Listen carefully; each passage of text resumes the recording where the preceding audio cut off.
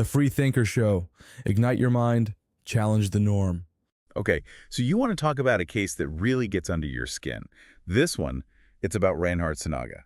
This documentary, it calls him the craziest serial rapist in British history. I mean, talk about a title that makes you want to know more. Yeah, no kidding. And while we always got to be careful with, sensationalism and all that, but the sheer number of victims in Sinaga's case, it's really unlike anything Britain has ever seen. It's mind-blowing. And before we even start, I think we should just say, this is heavy stuff, sensitive subject matter. Definitely. Listener discretion is advised. And while we go through this, it's important to keep in mind, these headlines, these shocking details, there are real people behind them, people whose lives have been changed forever by this guy. Right. Never want to lose sight of that. And that's what makes this documentary, well, it paints this picture of Sinaga's early life that feels like, I don't know, it's hard to believe it's the same guy, Yeah, it's something you see a lot in these kinds of cases. We want to think there were red flags, warning signs, but it's rarely that clear-cut. So the documentary, it says Sinaga grew up in Indonesia, pretty well-off family, described as a quiet kid, even kind of shy. Good student, loved music, bookish, that kind of thing. Yeah. It wasn't until university that things start to change. And that period, transitioning from teenager to adult, it's a time of huge change. Some people even call it a second birth, in a way. And for Sinaga, it really does seem like a complete 180. He becomes this outgoing guy, loves to party, the whole 9 yards. He also moves to Manchester for school, which that's a big change too. Huge adjustment, yeah. New country, new culture, especially for someone who might already be figuring out their identity, like he was. And that's another layer to this whole thing. Sinaga was gay, and he's dealing with that while living in a place where, let's just say, it's a lot different than where he grew up. It's like he was living in two completely different worlds. Exactly. That kind of, compartmentalizing, having to hide such a big part of who you are, it can really mess with you, creates this internal conflict that's tough to reconcile. There's this one detail in the documentary that just stuck with me. Sinaga was working on his dissertation. He was studying, get this, the geography of, well, basically South Asian people living in Manchester, focusing on those with, let's say, non-traditional sexual orientations. And hold on, it gets weirder. He loses interest in his research because, are you ready for this? It hit too close to home. He was living his research, but in the most messed up way possible. Whoa, that's chilling. It makes you think, did his research, maybe without meaning to, give him a way to understand his victims? Or worse, did he twist it to justify what he was doing? It's a disturbing thought. Yeah, it really makes your head spin, doesn't it? But as creepy as that is, we got to talk about what Sinaga actually did. This is where things get really unsettling. The documentary, it lays out this whole pattern to his crimes. Yeah, and recognizing those patterns, it's often key to understanding how these guys, these serial offenders, how they operate. Okay, so picture this. Sinaga's targeting young men leaving nightclubs in Manchester. It's like, what, 2, 3 in the morning? They're drunk, separated from their friends, probably just trying to get home. He was using the situation, when they were vulnerable, more likely to trust someone who seems like they're helping. It's like there's this whole area of research on the psychology of trust, and it's fascinating. It's crucial for society to function, but it also makes us vulnerable. It's like our brains are kind of hardwired to give people the benefit of the doubt, especially when we're in familiar places.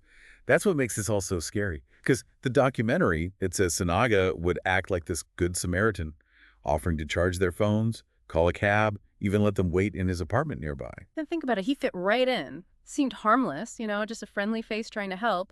That kind of tactic, it preys on our good nature, It makes us second-guess ourselves, makes it harder to spot a predator. It's terrifying, for real. And once he got them inside, it's like he had this system. He'd offer them a drink, and that's where the GHB comes in. And that drug, it's bad news. GHB, it can really knock you out, make you forget what happened. It's a sedative, it can cause amnesia, especially mixed with alcohol. Sinaga was using it to make sure his victims were completely helpless, completely unaware. It's just awful. Yeah. And then there's this trophy box they found, the documentary. It talks about how he kept stuff he stole from his victims, phones, wallets, stuff like that. It's like he wanted souvenirs of his crimes. They actually showed the box, and it was full of this stuff, all organized, like some creepy collection. That kind of behavior, it points to this need for power and control, even after the assault. Those items were trophies, reminders of what he did. It's just cold, a total lack of empathy. And the worst part, he filmed everything. Multiple cameras, the documentary said, capturing it all. Mhm. He even bragged about it online to his friends, talking about his conquests and stuff. That need to record it, to relive it, and then the bragging, it all shows this total disconnect. Hmm. He didn't see his victims as people, just, I don't know, objects for his own twisted desires. It's disturbing. It's just, I don't know, unbelievable. How can someone be so messed up? But as careful as Sinaga was, he couldn't control everything, could he? The documentary, it talks about the thing that finally brought him down. Right, and that's something you often see. Some small thing, some change in routine, it can unravel everything. And for Sinaga, it was one of his victims, this young rugby player. He fought back. Wow. Yeah, even drugged up, he somehow managed to get away. It's amazing what the human spirit can handle sometimes, that strength, even in those situations. It's incredible. And thank goodness he did, because this guy, he was able to get to the police. And that's when the whole, I don't even know what to call it, the whole nightmare of Sinaga's crimes came out. They searched his apartment, found, get this, hundreds of videos, thousands of pictures, all of it, documenting his assaults. A digital, I don't even know, the amount of data, the number of lives, it's almost too much to think about. It's overwhelming. And it wasn't just the digital stuff. They found Sinaga's, that trophy box. And get this, he was following a bunch of his victims on social media. It's like he was, I don't know, reliving it or something. Again, it just shows this complete lack of remorse. Like he had zero understanding of the pain he caused.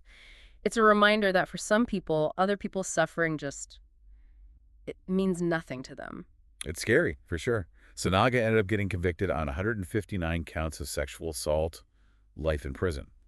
But the documentary, it makes it clear the damage he did, that's going to last a lot longer. Of course, the trauma of sexual assault, it goes deep. Shame, guilt, feeling so violated. Yeah. It can be incredibly isolating. One thing the documentary does well, it shows how brave those victims were, coming forward to testify, facing him, sharing their stories. They were a huge part of putting him away. Absolutely. It shows that even in the darkest times, there's still that strength, resilience, the possibility of healing. Speaking out, getting support, those are often the first steps. This deep dive, I got to say, one of the most disturbing we've done. The planning, the betrayal, just the sheer number of victims. Yeah. I don't know if I'll ever fully understand it. Me neither. And it makes you realize how important it is to be aware, to be careful. Trust your gut, be careful who you let into your life, and watch out for each other, especially in situations where someone might be vulnerable. You just never know.